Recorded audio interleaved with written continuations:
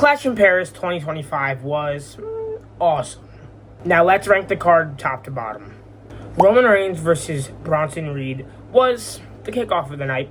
And I was on a car trip while this was going on. I was in the car for the whole pay-per-view because we were all the way, like, 4 hours away. And so we were on the way home, and so we got home just as, like, the last match was ending. But so I was in the car for each and every one of these matches, and this match was the perfect start to the night. The crowd was hot. The crowd was on fire. They were so hyped for this match, and the match delivered on every level and above those levels. I went into this thinking it was going to be, like a 7 out of 10 match. Ended up being like an 8.5 out of 10 match. So, bravo to Roman Reigns and Big Bronson Reed, because they put on a banger. And in the end, I do think he was the right winner. It's the winner I predicted, Roman Reigns, who then got beaten and destroyed. I don't even want to talk about it, man. It broke my heart. He's going to film Street Fighter. He's Akumba. Can't wait to see that movie. But Roman's gone till at least, like, Survivor Series. So, but a very, very good start to the night. What would I give this match out of 5? A 4 out of 5 stars. Next match was the Wyatt Six versus the Street Profits, where I didn't expect a top dollar match, like amazing, like 75 stars out of 10, but I was very impressed. It was not impressed. I knew both these teams were amazing. I knew we were going to get a good match, but it put on a really good match, in my opinion. The crowd was hot for it. Everything, like, they were popping off. It was really fun. I really enjoyed it. I feel like it was a nice, like, thing to put in between a match like Roman Reigns versus Bronson Reed, my bad. It was the perfect match to put in between a Roman Reigns and Bronson Reed and a Nikki Bella and Becky Lynch.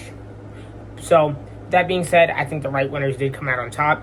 I was expecting a turn from Montez Ford, which I wish we got, but we didn't get it, but it's going to be coming soon. They teased it so much in this match. This match is a 3.5 stars out of 5. Next is Becky Lynch versus Nikki Bella, which, it was a pretty good match. Now, there were, like, I think 1 or 2 botches. The one where Nikki Bella missed, which, it's a botch. It doesn't really affect the match for me.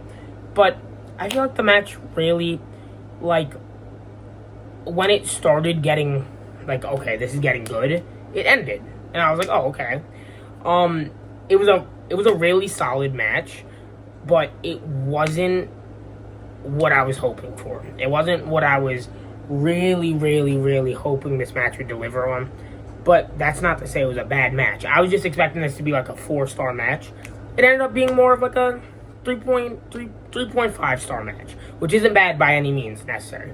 But I really did enjoy this match. Just think that it could have been a slight bit better. But it was a good match nonetheless. 3.5 stars out of 5. Rusev versus Sheamus. Where do I even begin with this match? Man, big meaty men slapping me. That's all I gotta say, man. Like, in my predictions video, that's what I said I wanted. Big meaty men slapping meat. All out big meat slapping all over each other, bro. Pause. No. Just, I want big meaty men slapping meat, right? And that's what I got, and I'm thankful for that. Thank you, WWE. So, I got what I wanted, and more. This was the match that kept on giving, ladies and gentlemen. Like, when I thought the match was over, after that bro kick, after they went through the tables, kick out.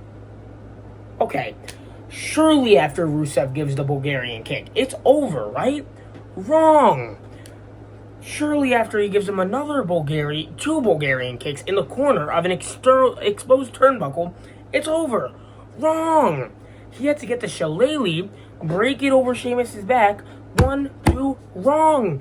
He had to get the broken shillelagh now, and used the accolade, and then Sheamus finally tapped out. This match was everything I wanted and hoped for, plus a million. 4.5 stars out of 5, ladies and gentlemen. Now, where do I even begin with this next one? For all the haters, bro, who were so mad about this being on the card, listen, I'll take full honest accountability. Was I a little skeptical when I first saw this match? Yes. Was I sad that it wasn't the likes of a Dominic Mysterio or AJ Styles? Yes. But Jesus Christ. And I'm saying that in a good way. I'm not using the Lord's name in vain. This match was genuine cinema. Cena was hitting moves I didn't think I'd ever see Cena do again. And moves that we've never seen him pull out.